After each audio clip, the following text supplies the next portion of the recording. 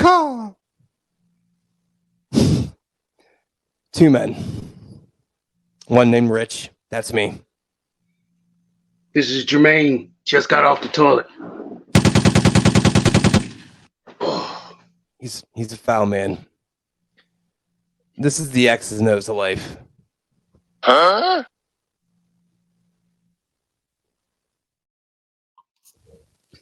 Can you believe that guy used to be my boss?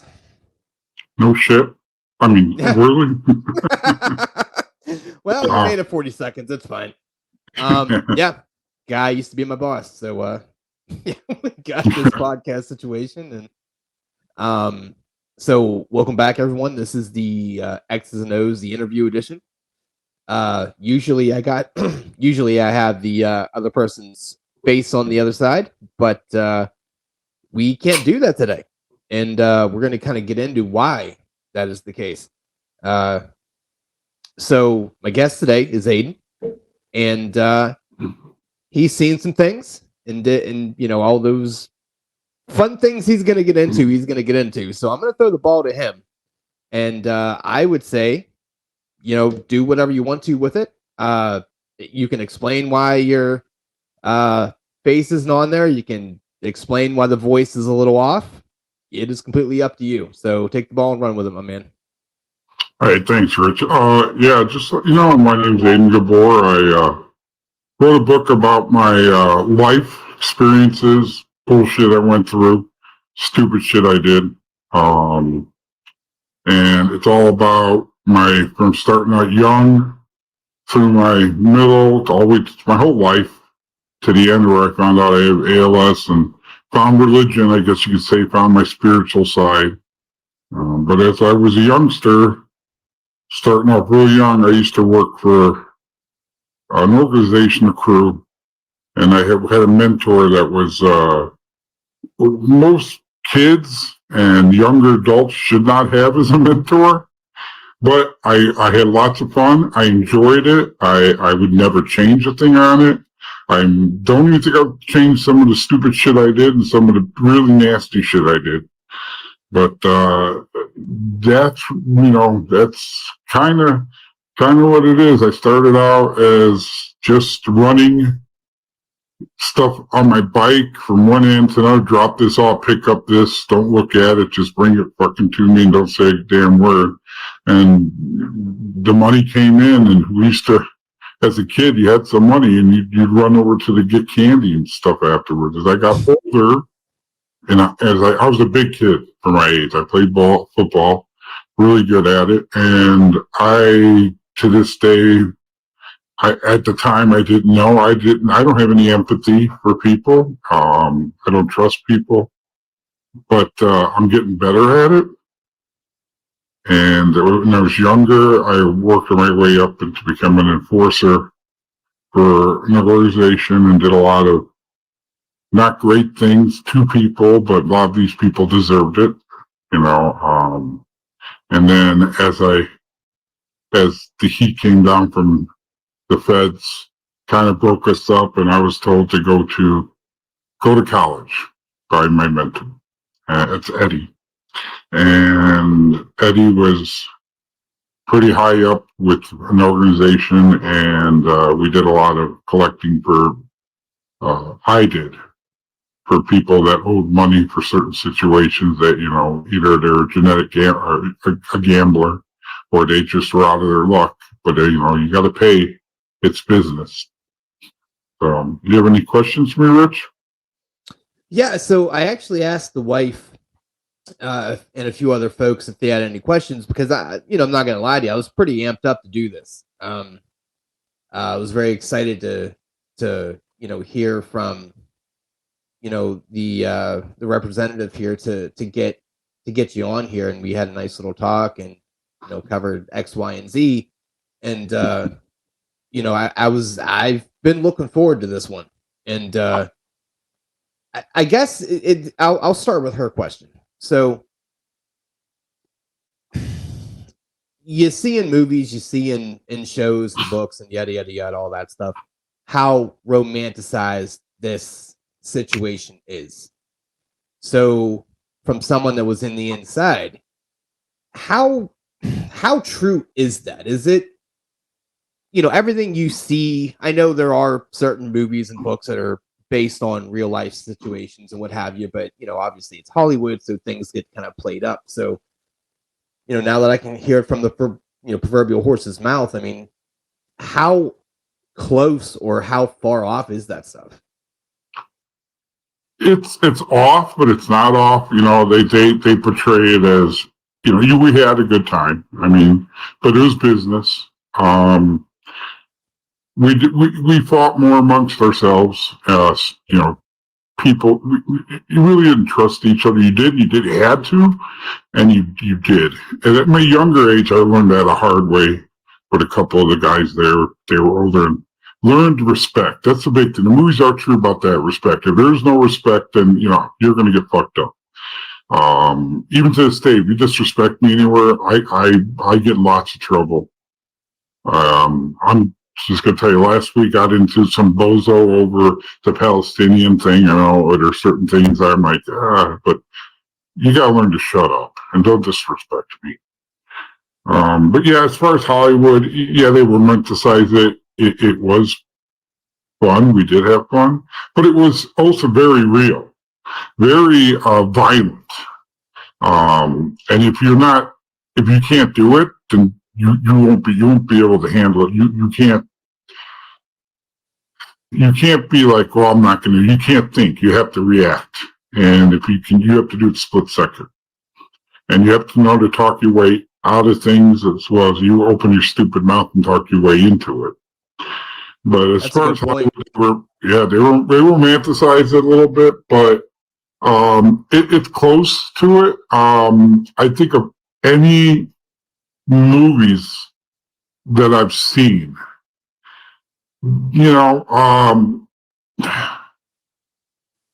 I would say, oh God, it's hard to say. They're all there, but they're not there. But they're Hollywood. Like you're correct, sir. You're correct. They're gonna romanticize it. They're gonna put a little bit different.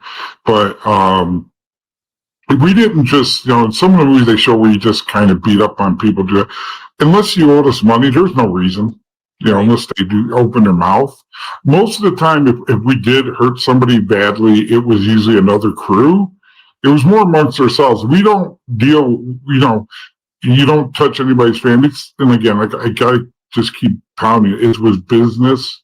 And as any business, we were a little more harder. We didn't have a collective agency. We collected our own shit. And you had the people out there that could do it. And man, there's some guys in there that were a little above me that were biggest pusses in the world. They'd stand behind you and take all the fucking glory, but would squeamish if you were doing something they didn't like. And everybody says, "Oh, you're in your book. You did things that were in the movies." Well, we weren't brains. We weren't rocket scientists. We had whatever you hand. That's what we used. We used what we had available to us. We weren't thinking about, oh wait, this is it. This might be kinky to try this. We just did it. And I worked in a car shop too. We used to zip cars and bring them in, and got pretty good money. I got pretty good at that. And if we brought somebody in to have a discussion with them, we just had what was at hand. And yeah, they showed that some of the movies, and the author of one of them did get around and talk to people and actually saw what was going on and put it in there. But that's from my understanding. This is after I've done everything I've done and did the book. I read, and everybody's like, well, this happened this. So, okay, when that happened in real life, because it's not the first time, it won't be the last time. But yeah, you're Rich. You're right. It romances a little bit, but it is pretty close. Some of them, they all have their little closeness, and then they have their off to make it better, to make it more, that what people want to see. Do you have one off the top of your head that, if you had to, die tomorrow and die on this hill, if you could name a movie that was closest to it? I would say The Godfather, but I never, we had our crew and I had Eddie met the higher ups. That was a rarity. If they did, you did respectful and you talked to them. And if they talked to you, then you talked to them. But as far as something like that, you didn't yeah, you can go ask for a favor, but you're going to, when you do, you're going to screw yourself over in the long run. Because that part is. Uh-oh. Where'd you go? Uh-oh, hold on. Okay, we're back. We had a little lapse in the internet here, so go ahead, Aiden. You left off with The Godfather there. Yeah, The Godfather is pretty close. Is good as far as that part of it, and the Goodfellas and Casinos are good. Bronx Tale. I mean, they all got all have true, and then they bounce off. As far as violence, it would be more so with Goodfellas, and Casino would have probably the most violence. They're closest to it, but like situations that I know happen didn't happen the way they portrayed because they don't know, they weren't there, and right. People are there, so you hear certain things what happened. But as far as that's probably the closest movies with it. Okay. So it's interesting hearing this because everyone has that idea of how that works, right? From TV to movies to just your own general perception and what have you. It's almost in a weird way, almost kind of funny because it is like a family owned business because the problems you're having are so similar to just a large corporation. Just the happy horse shit that happens, things trickle down, miscommunications, games of telephone, things like that. But what I hate to say it this way because, fuck the big corporations, but in big corporations, there isn't that respect factor, right? Your situation has that respect added in.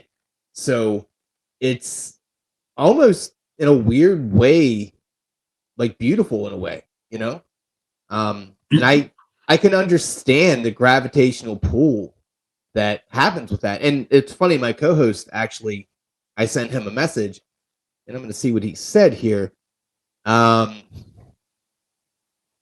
wanted to know how, you got connected with this. Okay. All right. So, I mean, you kind of already answered. You touched on it a little bit. You said you had a mentor. So let's kind of delve into that. So how did that all kind of shake out? How did that come to pass? Well, it all started when I was like 7, 8. My father did work, was an associate with him, and we had family gatherings, parties, and the kids would go outside. I was kind of the youngest, but we used to get in little scuffles, I could see, fights. And we come in bloody, and they'd be like, "What happened?" I'm like, "No, nothing. We were playing, and we weren't. We were fighting."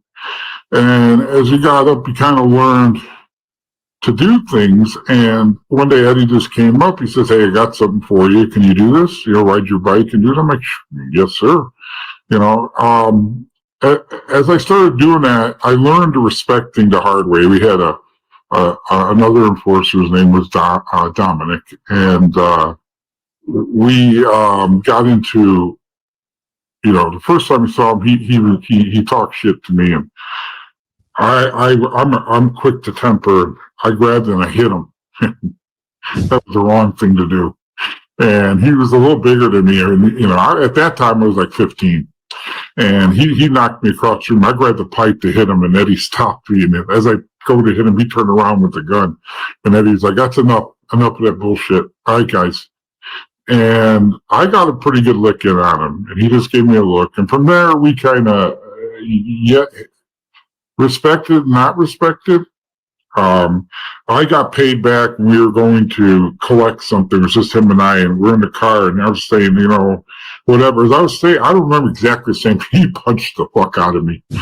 And I mean, I was spinning. I learned to respect. He said, you know what? That's the last time. That's it. You're going to understand. The next time I'm going to kill you. I think he probably would have. He tried later on in life. But Really? yeah, oh yeah. I mean, I'm going to say this. I never, as we got broken up by the feds, we went our way. I got the DOJ jumped on my ass and shit.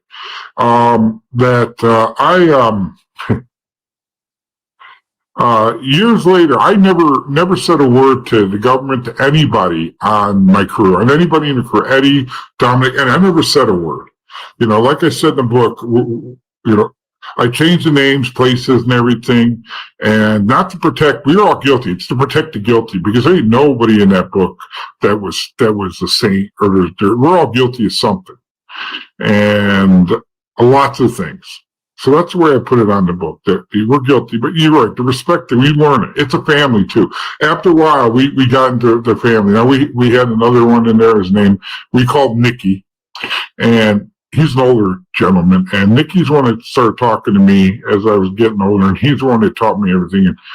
And Nick, anytime he got involved with anything, he did the real shit.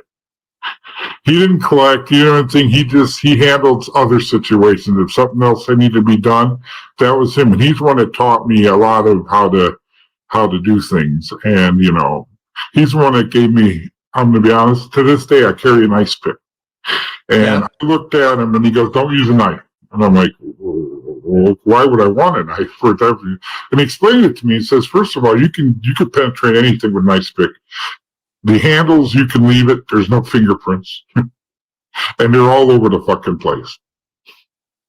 So, and they're cheap. So he said, and they penetrate anything. And yeah, they do. And I got stabbed with one. And yeah, they do. They penetrate just about anything you want. And they go through easily.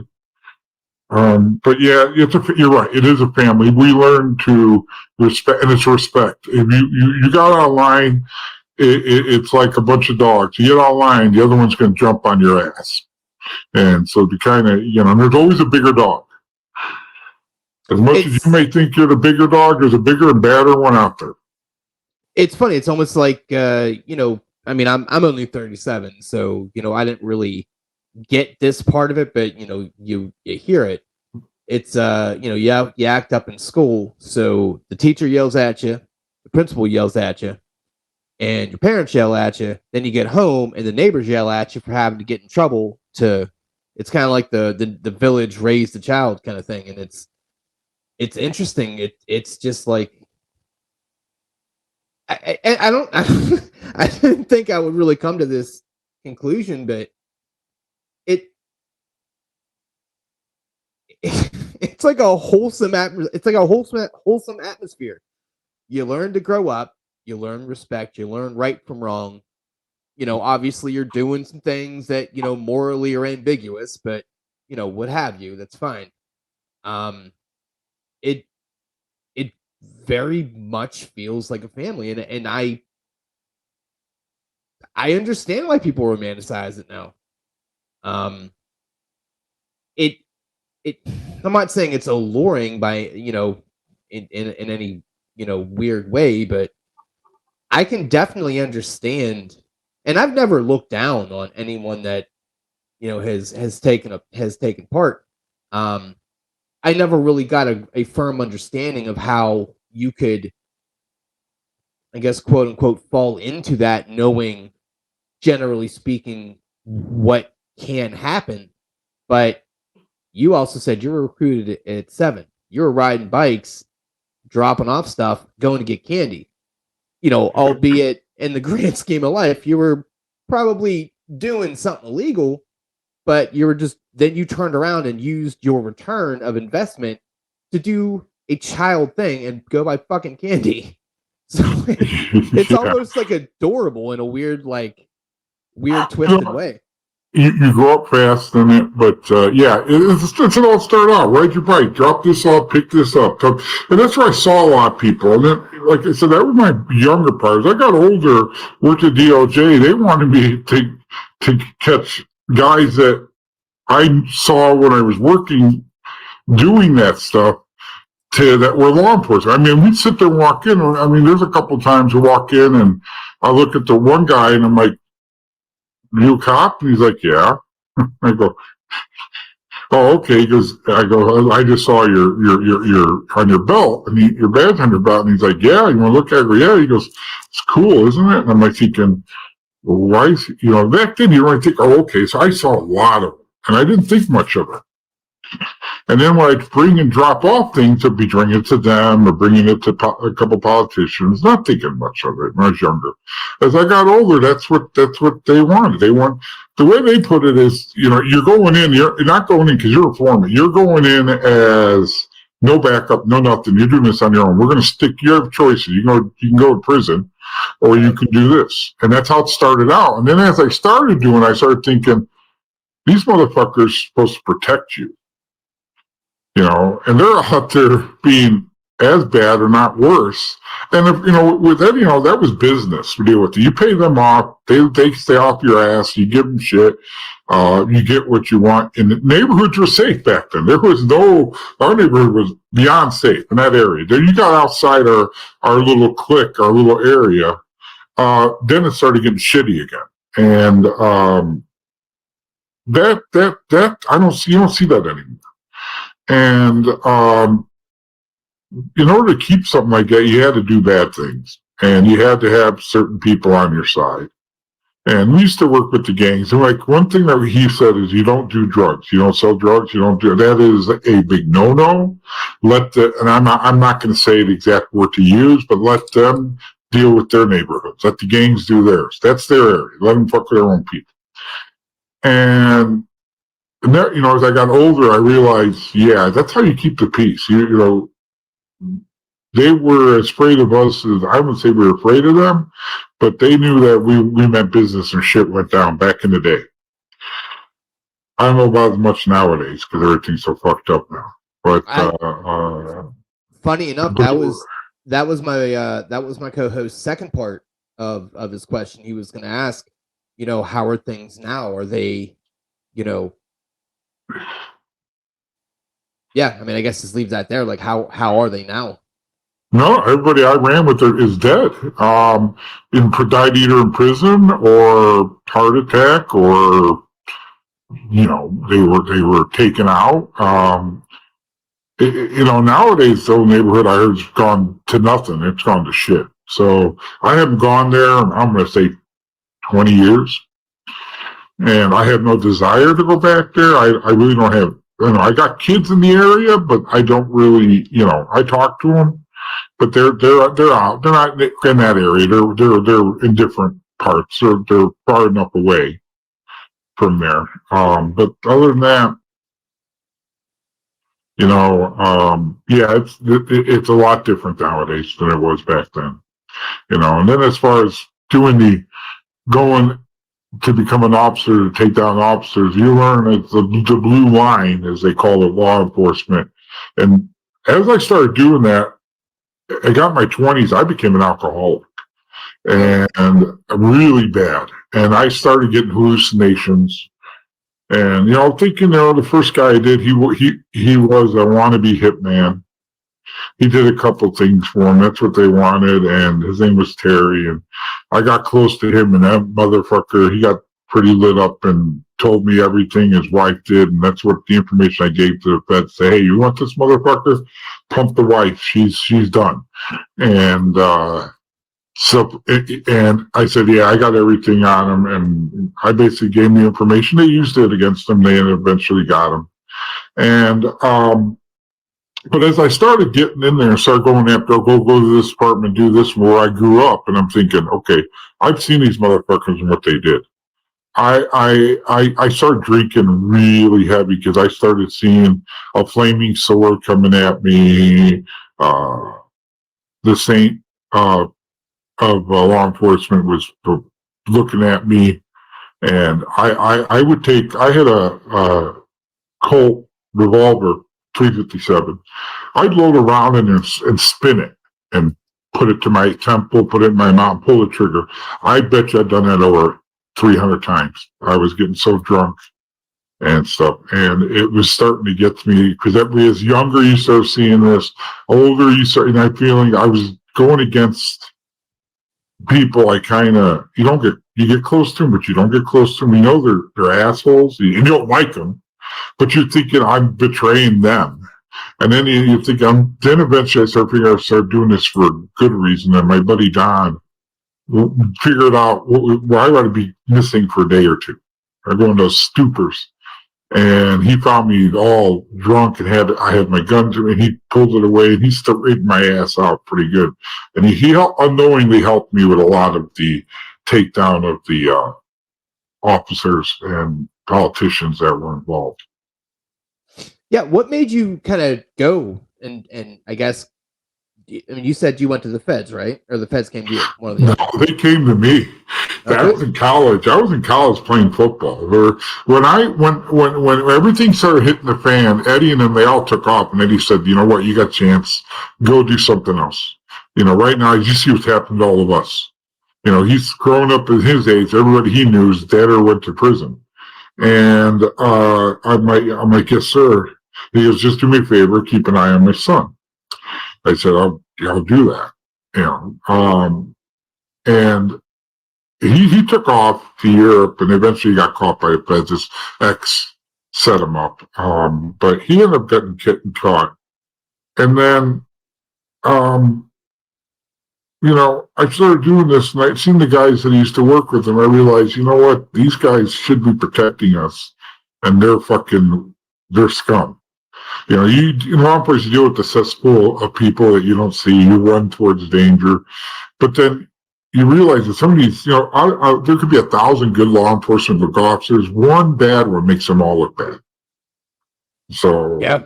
you know, and another thing with the book, I want people to know there's people out there that are taking them, maybe not willingly, but you're still doing it. And I did it for a long time with these guys, getting information, getting people taken down. And they never wanted me to go to court because once you go to court on this, you're one and done. I was getting so much information. They just wanted me just to keep information. I wasn't getting like any protection. I was doing some own. I mean, I could tell you 15 or 20 times people put guns in my head and they asked me, what do you do? Because you were expendable. You were merely a pawn in the whole thing. Like, well, if he fucking dies, he dies. Yeah, that's like the one time we had a guy that we would see, and he would always come in when I was younger, and he was getting money and all that. And we were going up the stairs, and he was at the head of one of the chiefs. I would call him. He was the head of the department captain, and he as we're going up the stairs, he turned around and put fucking Glock right to my head. Now, you're looking up. There's nothing you can do to defend yourself. And all I said to him, and he goes, "What are you doing?" What the fuck are you talking about? What am I doing? And he's like, no, what are you doing? He says, you know, you're following me. He goes, I go, fucking asshole. I don't know what shit you're up to. I don't give a fuck that you do what you do. I got my own shit. I know what you're doing. I know all your shit. But I go, you want to be what I was. You were a cog. I was the machine. When the machine goes down, the machine breaks. You break. You're replaceable. You just fucking want to do what I want to do. That's what I thought. Man, I was thinking bullshit on the fly. And he looked at me. I go, so whatever shit you're doing, I can give a fuck. I got my own shit. I'm going down. And he just kind of looked at me, shook his head, and went up there. So I'm up there. We're doing something in the office, and my buddy Don comes up. He goes, I don't know what's going on, but one of the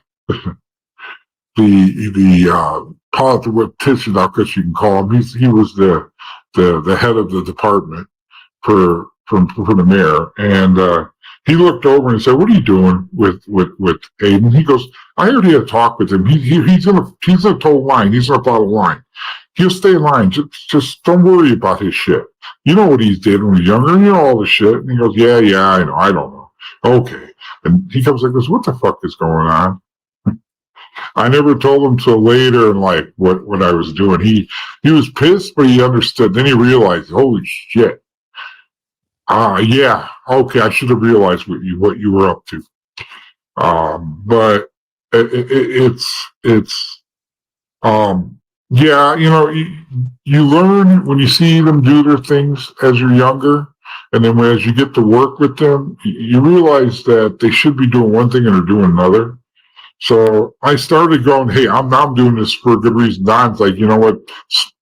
Let's get you off the drinking. Let's stop you with this. I had an ex-wife that I didn't talk shit. I couldn't say shit to anybody because if I did, they said, we'll just use it and you'll go to prison. So, one of the biggest thing that scared me when they did it the first time they talked to me, they said, we're going to put your mother in jail, because they had pictures of her with him, all this, we know and I'm like, my mom's not doing shit. And, I was a mama's boy. I don't care what guy out there says they're not a mama's boy. We're all mama's boys, in my opinion. My mom, I talked to her till she passed. I talked to her every single day. And, I never told her until after she passed.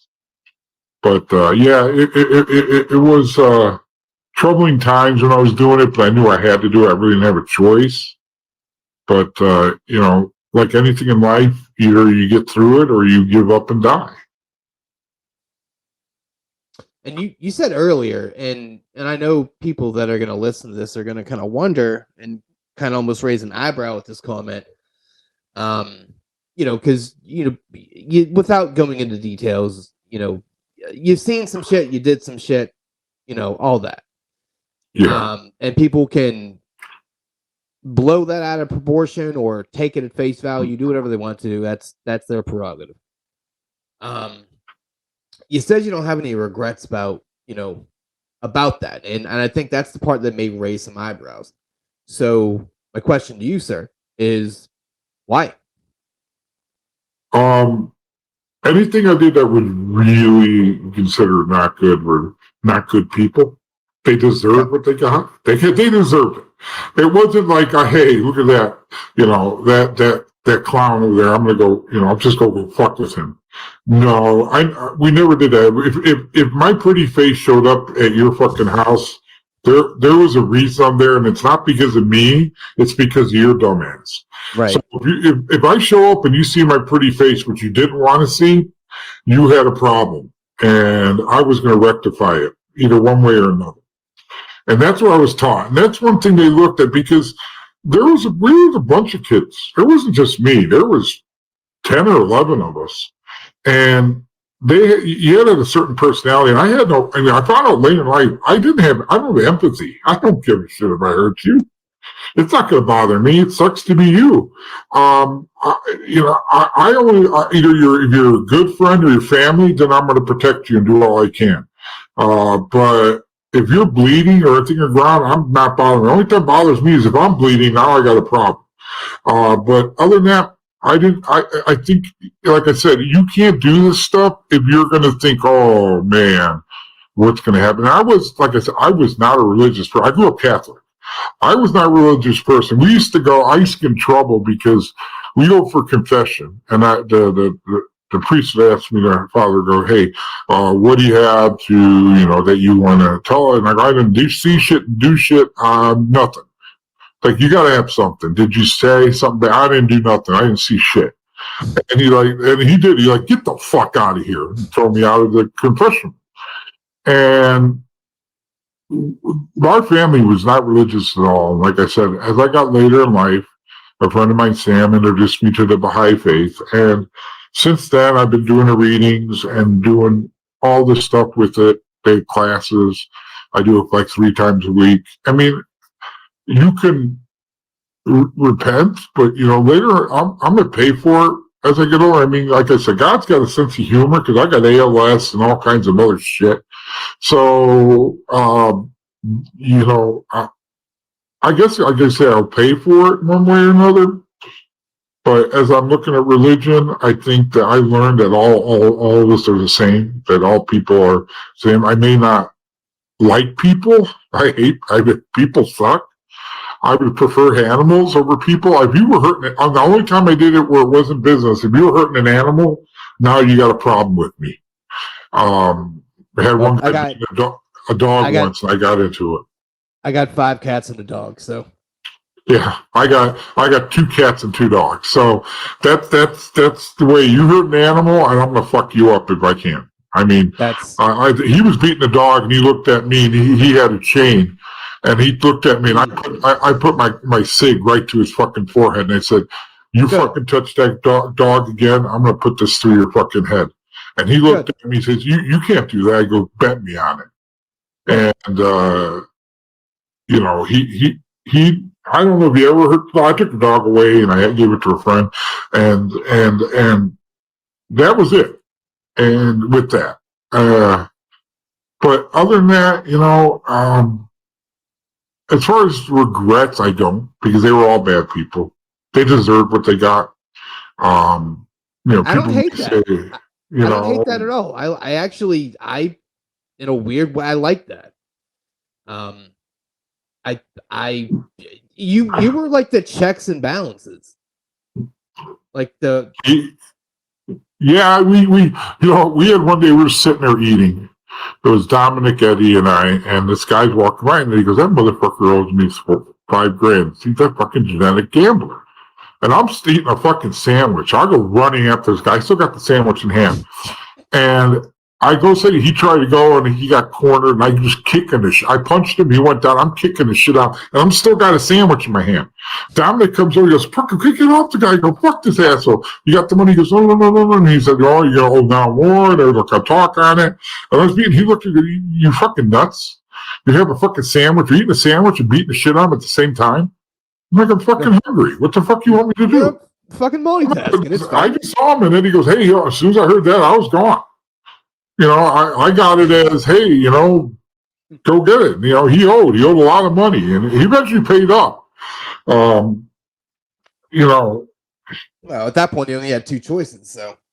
Yeah, he did eventually. You know, I said, you know, you see me again, but you know, we all get like little nicknames. We had Nicky, and then everybody had their nickname. And fucking assholes gave me. I had a couple of them. One was Sandwich, and I fucking knew it. I hated that name. Oh, I love it. And I had a friend of mine, a guy in the crew that passed away several years ago. I talked to him. That's all he ever called me. And I'm like, I hung up on him a couple times. And he just fucked with me. And yeah, like I said, I don't have any regrets. I don't know if I would change anything. But, you know, I know when I did in the law enforcement part of it, I had no regrets of that whatsoever. I think the only thing I really regret is not telling my mother what I was doing until after she passed. We had our talk. But that's really, yeah, I don't have any regrets. If you don't mind me asking, why is that your regret? Because I talked to my mom about everything. Okay. And I think that's just the way it is. I mean, I have friends of mine that are almost the same thing as me. They would, yeah, hey, I gotta go home. So I gotta see my mom. Okay, we'll stop by. We'll see mom. Go ahead. Because every time anybody showed up at my house growing up, my mom was always cooking for everybody. And, you know, I'm Hungarian. So I grew up, my mom cooked I'd show up and there's people at the house. Who the fuck these assholes come? Like, what are you guys doing? And your mom's cooking. What the fuck did you, what?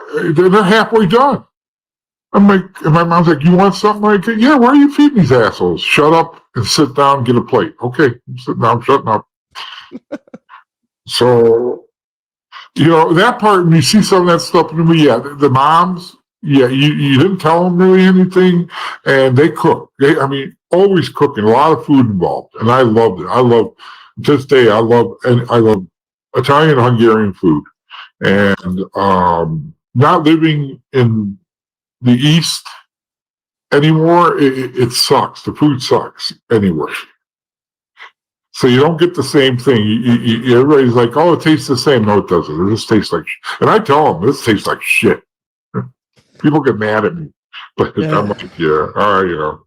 Well, I mean, that's the thing. If you're used to, it's kind of like you're used to eating steak all the time, and then you go to a fucking hamburgers. It's like, what is this shit? Yeah, pretty much. Yeah, I'm all set. So, yeah. Mm. Yeah, So, look, yeah.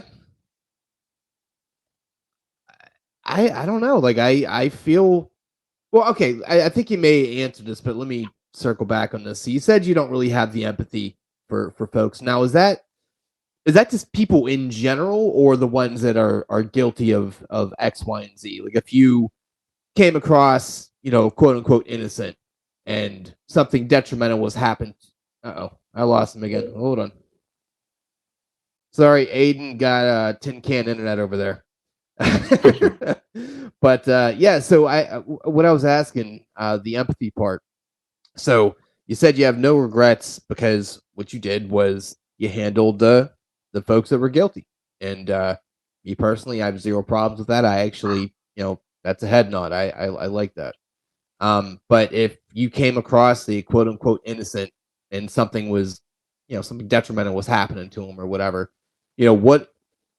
Not that you need to go be fucking Superman and stuff, but does that empathy at all kind of go their way, or is it like, hey, it's not my fucking problem, I'm all set? If I see somebody that's getting their shit kicked on, I would probably jump in, but not to the point that I give a shit about this person. Okay. That let's even the odds. I mean, Okay. I've gotten into fights over stupid shit in bars. You're a principle-based person. Like you're more the principle. Well, it's respecting. I did get in a couple fights where I saw an older gentleman getting bullied, I guess you can say.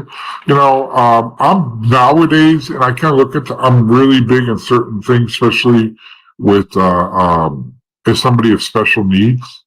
Yeah. And this older gentleman had a little bit. He was a little touched, and I went up to him. They're like, "Get the fuck out of here!" And I picked up a cue ball and I hit my hand and I hit him with this one bigger guy, the biggest, because I don't give him a time. I love assholes that go, "Hey, take the first swing." Yeah. Okay, you only finish your sentence. That's fucking dumb. I'll take the first swing. Okay, like, I have an advantage on you now, and I remember they were picking on this, and I didn't put this in the book. I mean, I'm thinking, yeah, this doesn't. But I hit him with a foot. He went down, and his buddies came up. As the one came up, I fucking hit him in the throat, and he went down. And then after I tuned up two of them, the one got a good shot in on me. My one buddy Don showed up, and at that point, Don's a big guy too. We kind of evened the odds. And after it was all said and done, they told me, leave this guy alone. He was just working there. He was like a dishwasher. And they kind of apologized. They gave him like money, a tip, and all this. And then I realized they were from another crew. Oh shit! Back in the day, and I'm like looking at them, and they're like, okay. And then later on, they came up and apologized to me. Like, well, we didn't know who you were. And I go, does it matter? Yeah. And that was the end of that. As far as that, they never picked on him again, from what I understand. They all put out, but I never said a word to him. All I said to him, I just looked at him. I go, and he left. He went back in the back. And the only other person I talked to was the bartender. Why are you letting this shit happen? Well, there were like three of them. I'm like, who gives a shit? You tell me to leave. But that, I mean, the empathy part is the part that I'm saying is if I was hurting somebody, it would never dawn on me that I'm hurting. It's a reactive thing, and it didn't bother me. If you're screaming and y'all have sexy pretty, for me, I was like, yeah, I'm liking this. When my wife now, Sabrina, she's like, what's your problem? We'd watch movies where somebody's getting a shit kicked on or getting hacked. I'm laughing. And she's like, seriously? What is your problem? I'm like, you too much to mention. And she just, shake her head, and that's part of it. It doesn't bother me. To me, it's funny. Well, you gotta be built a certain way to do what you do. Like that's the long and the short of it. I mean, Absolutely. I mean, You can't think. You can't be like, oh man, I'm feeling bad for this person, because that means you just lost your advantage. And that's how you get a bullet in your fucking head. pretty much, yeah, you gotta either think on your feet. I've been in many fights where I lost, and thank God I had friends there, backup, I guess you can say. Like I said, I opened my mouth stupid time. When I used to get drunk, I opened my mouth, and I wake up like, how did I get these bruises? What the fuck happened to me? I don't remember any of them. And people tell me, man, you were being an asshole. They fucked you up pretty good. I'm like, oh shit. Wish I would have seen it. Because nobody had cameras back then, and nobody's got an iPhone taking pictures. You just heard from word of mouth. But yeah, that's part of it. I don't have that. I guess you could say the empathy part, because that's what people have, and it's also what you call it. There's another word that says, you got feelings that maybe I shouldn't do this. Sympathetic. Sympathetic could be one, or yes, I think another one. I can't do the word. You can't have that if you're going to do anything like that. I mean, like I said, there's a couple guys that had it, and we used to call them pusses, and we go do something. They've never had a part in it, and they're like, okay, all of you guys did good. And we're like, yeah, we all did good. I look at them going, you motherfucker. And, we had one time I got stabbed, and that idiot was standing back and watching it. And thank God for the little putts. He ran away after he did that, and I had to go get patched up. But I'm looking at him like, you couldn't grab him and hold him for me? Oh, no, I didn't know what to do. And I'm looking at him, and this fucker's way above me and everything, in pay grade, I guess you could say. Just because, he was the right family, he just didn't have the connects to do what he needed to do. So even in that life, there's an annoying bureaucracy to it. That's frustrating. Yes, that's a big respect thing. And even though you may have grown up with them, they know that you're their, I guess you're their bitch. They know, and that's a respect thing. And I did what I had to do. Yeah, that's a hell of a fucking life, man. I mean, you talk about a roller coaster. Everything, the mental part about it, the emotional part about it, like. I almost think it's admirable in a way that you don't regret it. You're like, oh man, look, I lived my life. I made my choices. I made money. I had experiences. I met people, and admittingly, you said God has a sense of humor, as you said. Not to say that that's deserved by any stretch of the imagination, but hey, if you're saying that's the karma turnaround, then hey, so be it. You're the one living it, so you're allowed to say whatever the fuck you want to about it. It's, I don't know, man. Like okay, because I know we're up against it here because it's coming up on the 3 o'clock time here. Let me ask you a few more, and I'll get you out of here so you can go do whatever the fuck you do. Goof around with the dogs, pretty much it. Yeah, fair enough. So. I'm assuming you made a pretty good living doing what you did. Yeah. I don't know how to word this. Not to say like this is an aspiring career choice or anything, but if there are folks out here that are, I'm not not fucking recruiting people here or anything, but would you tell people to fucking no, don't even jump in it, or I'm not saying you're going to advocate for it, but is this something that, I know it seems like a really straightforward answer to it, but I guess someone that lived that life, that has a different perspective, if someone came up to you, said, hey, how do I get into the business, What are you gonna fucking say to him? Don't do it. I had a son that was close to doing it. I had to go. People weren't listening, and this is before this is one buddy that passed. I had to go up there, had a little heart to heart with him, or come to Jesus meeting. Okay. And I said, yeah, no, he's not going to do it. We're not. He's not going. No, we're not going to even attempt it. I mean, if you try to attempt it, it's no, it's not good. And he listened. My son was pissed because he wanted to, and I told him, I said, "You're not doing this shit, all right? You know." But Dad, you didn't tell us exactly what you did. No, I didn't. So why the fuck do you want to do it?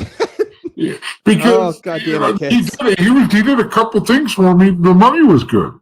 Yeah, you know, and that's what he looked at, and I'm like, no, that's not what you're going to be doing. When you look him in the eye, do you know what the fuck I did to get this money? Shut the fuck up.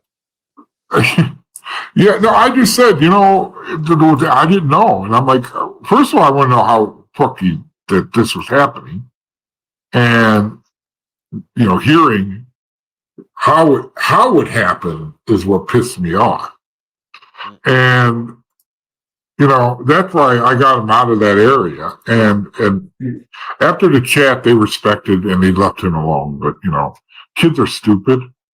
And so is he getting recruited, or like how that you said, how did that really come about? You know what? He was running with a couple friends of his. Okay. And I'm not sure. I'm going to be honest with you. I'm not 100% sure how this happened. I just heard about it. And I actually heard about it from Don.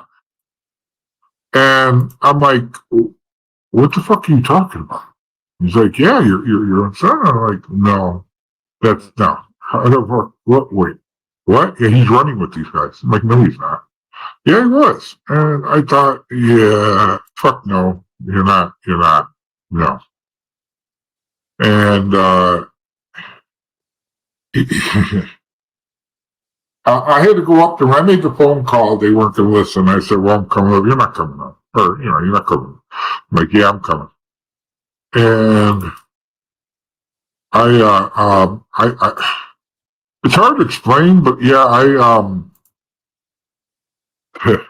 had to go up there and talk to him. And they basically came down to it, and I told him, and I got him out of there. I guess that's the best part I can say with it, is that I had to do what I had to do. Fair enough. So probably an obvious answer to it, but fuck it, just shoot the shot here. Why didn't you want him to get in? Because his demeanor, A, couldn't do it, and B, it's look where I ended up. You're eventually going to get caught. You're not gonna. It's not going to be like, oh, okay, everything's going to be hunky dory after this. It's not. It's not a fucking love story. The first time I heard somewhere he was zipping cars, which I did as a kid. I kind of laughed. I said, oh, okay. And then I thought about it. I said, okay, no. And then about 2 or 3 days later, I get a call from Don, and I'm like, are you shitting me? And I had to go and and they didn't want to talk to me. They didn't think I'd actually come up. And when I showed up there, the eyes opened up like a deer in headlights. And I walked right up to him, and I just punched him. And he looked at me, and he's like, whoa, Aiden, what the fuck's going on? And I told him, this is not going to happen. And he's like, well, no, there ain't no more wells in here. It ain't going to happen. And he agreed to leave him alone. I guess the last question, then I'll let you go ahead and plug all the, where you're at. Well, where you're at, what the fuck I mean. Yeah. That was what? Yeah. Everything that you said, everything that you've seen, all your experiences, all your feelings, thoughts, all that jazz. Do you miss it at all? Yeah. I miss respecting. I should have helped Mr. Money, but I miss the respect thing. You walk around and people say, "Hey, come on in, I'll give you this, or do this," and like when you go to collect, um, it was a okay, it's business, and then the respect thing, and in some movie they show them that you go in, and you just start throwing people around and shit. Like you really didn't do that. That's not good business. Right. You talk to them if they stayed and they didn't waver, then there was no problem.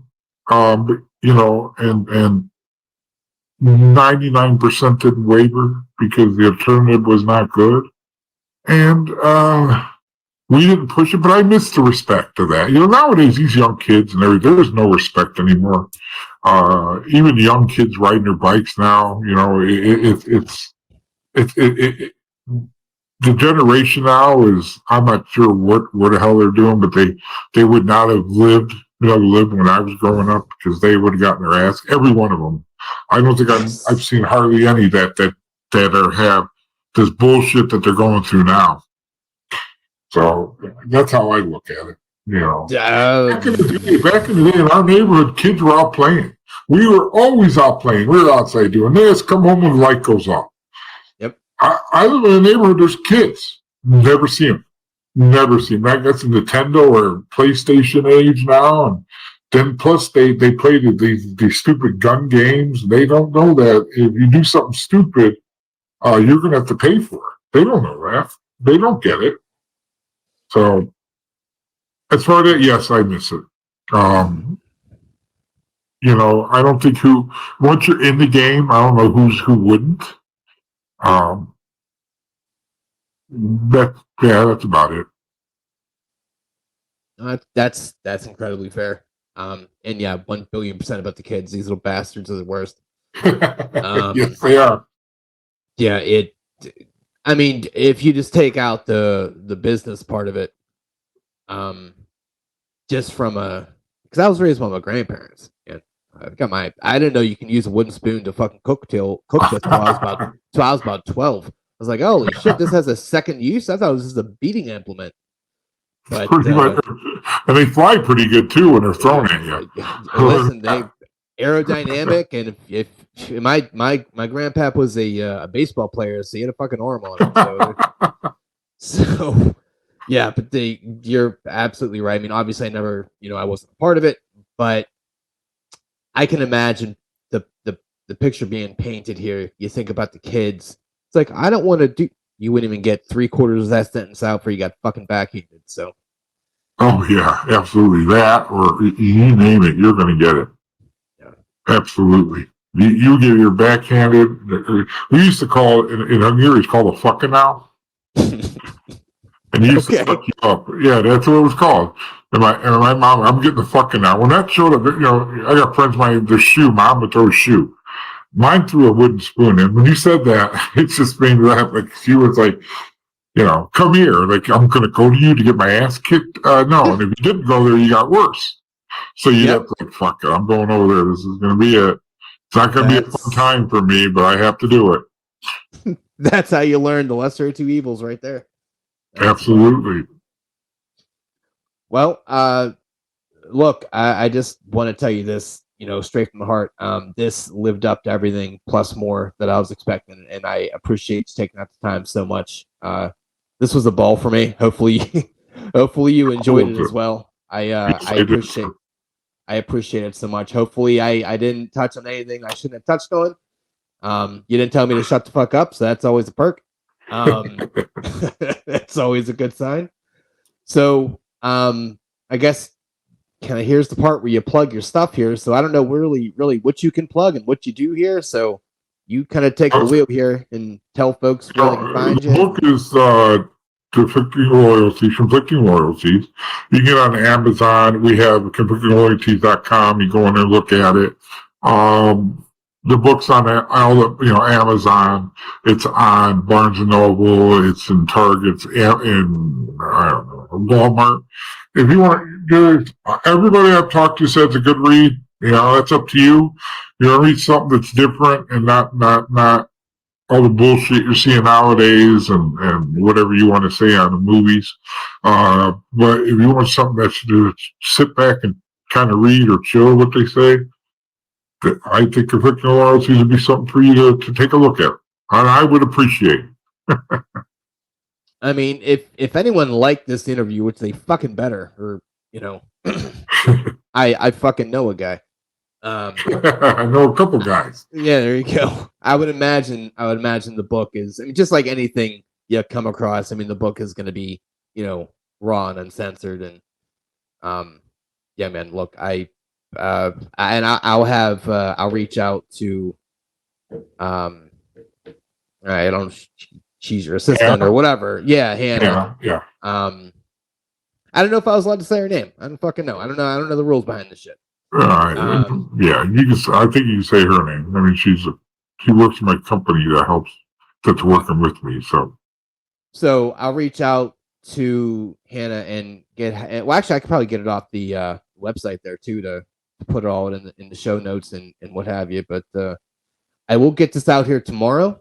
Actually, no, I'm sorry. I'll get this up here tonight, actually, up on the YouTubes. I'll send you the link so you can send it out to, whoever you do, and I'll get it out to everyone that I get it out to. And I just want I've been hyping this up all over the social media things to market this and let folks know that, hey, look, I'm pretty fucking amped to do this. So I just appreciate your time.